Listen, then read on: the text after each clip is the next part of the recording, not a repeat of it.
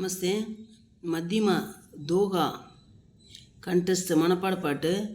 அது பாட்டோட விளக்கம்.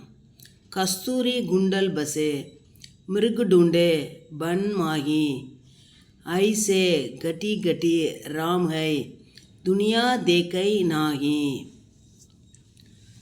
கபீர்தாஸ் என்ன சொல்கிறாருன்னா,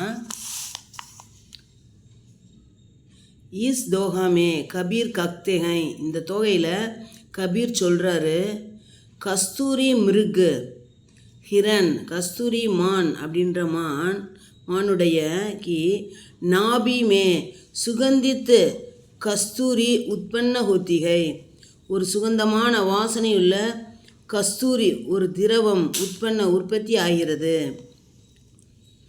இஸ்கா சுகந்து சாரோம் ஓர் மகசூஸ் ஹோத்திகை, இதனுடைய நறுமணம் நாலா பக்கங்களிலும் மகசூஸ் ஹோத்திகை பரவுகிறது, ஸ்ப்ரெட் ஆகுது. லேக்கின் ஆனால் மிருகுகோ அந்த மானுக்கு எஹு மாலும் நகி ஹோத்தா, இது அந்த மானுக்கு தெரியலை. கி சுகந்து உஸ்கி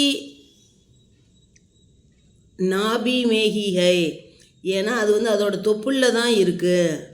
तो वह सुगंध को ढूंढते हुए फिरता है, ஆனாலும் அதுக்கு தெரியாமல் அந்த நறுமணத்தை டூண்டுனா சர்ச் தேடிக்கொண்டே ஃபிர்தா ஹை அலைகிறது.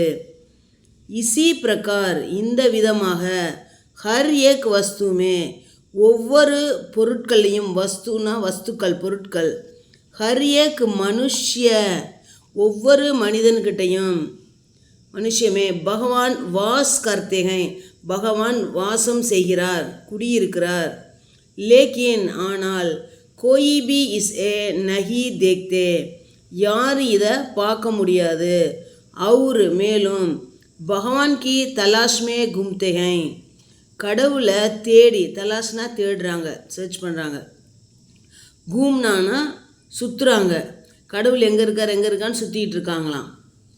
இதை கபீர்தாஸ் சொல்கிறாரு ஷார்ட்டாக. கபீர்தாஸ் கூறுகிறார், எவ்வாறு கஸ்தூரிமான் தொப்புளிலிருந்து வரும் நறுமணத்தை வெளியே தேடி திரிகிறதோ அவ்வாறு மனிதனும் தனக்குள்ளே அமைந்துள்ள கடவுளை தெரிந்து கொள்ளாமல் வெளியே தேடி திரிகிறான். ஓகே, தன்யவாத்.